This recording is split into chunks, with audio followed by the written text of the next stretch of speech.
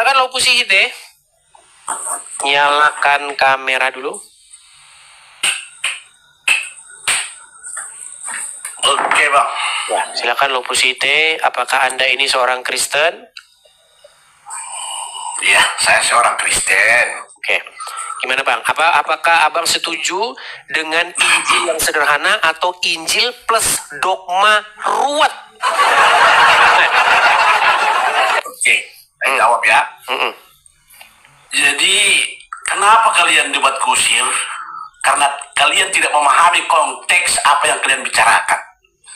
Maksudnya gimana itu Bang? Yang bicara saya kok, jadi saya nggak ngerti konteks. Ya benar, akhirnya kalian jadi debat kusir, Bang. Karena kalian gini, tidak Bang. memahami konteks. Gini Bang, maksud saya begini. Yang mengeluarkan statement itu saya. Dan saya ngerti konteksnya pada waktu itu yang sedang terjadi. Pada waktu itu saya sedang diskusi dengan YUSUPI mengenai apakah penyaliban daripada Yesus itu adalah rencana Bapa di surga atau rencana iblis. Saya bilang penyaliban Tuhan Yesus itu rencana jahat atau rencana iblis. Ada orang yang nggak nonton saya diskusi, lalu mengomentari itu. Lalu kedua kali saya berdiskusi juga dengan Muslim yang mengatakan bahwasanya Yesus punya Tuhan. Saya mengatakan Yesus punya Tuhan. Lalu diambil oleh orang-orang tertentu. Akhirnya digoreng, akhirnya menjadi debat. Jadi saya mengerti konteksnya Bang. Yang tidak mengerti justru orang yang menanggapi omongan-omongan saya yang secuil itu. Silakan Bang. Abang juga nggak mengerti konteks yang abang bicarakan. Terus? Di mana? Memang benar bahwa Yesus mempertuhankan Bapa di surga. Benar sekali itu. Konteksnya dalam konteks karya penyelamatan, sehingga dia merendahkan dirinya sama seperti manusia. Di dalam konteks penyelamatan, kalau di dalam konteks tidak penyelamatan di mana? Di mana di dalam konteks tidak penyelamatan? Dalam konteks karya penyelamatan. Iya, dalam konteks karya penyelamatan. Dalam konteks bukan karya penyelamatan di mana? Itulah yang tadi si Joseph. Dia juga tidak memahaminya.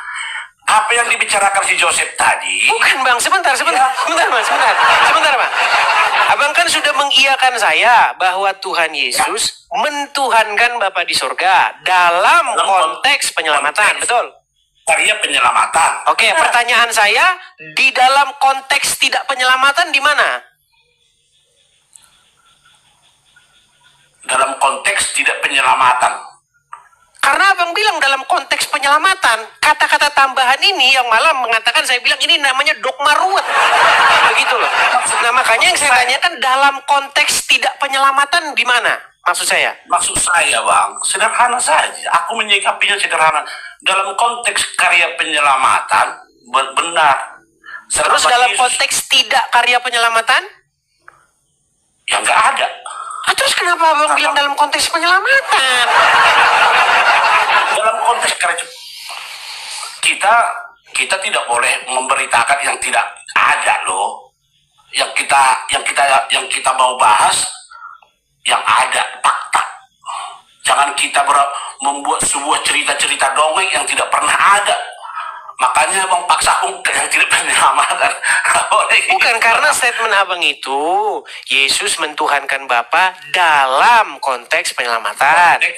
Karya penyelamatan. Seolah-olah ada konteks di luar karya penyelamatan. Ada. Apa itu konteks di luar karya penyelamatan?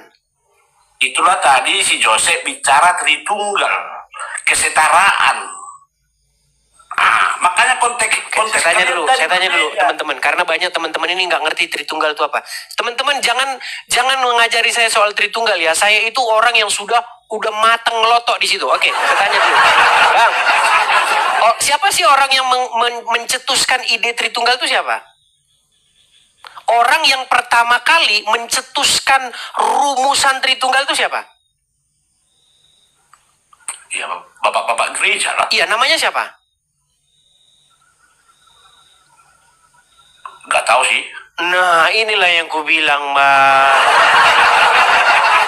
saya kasih dulu kesempatan yang anu Bang ya. Oke, Bang, saya kasih kesempatan dulu yang ini. Mohon maaf Bang, saya turunkan. Mohon maaf Bang, saya turunkan dulu. Kadang-kadang orang ngomong Tritunggal sampai urat lehernya keluar. Ditanya Tritunggal itu siapa pertama kali yang mencetuskan, nggak tahu.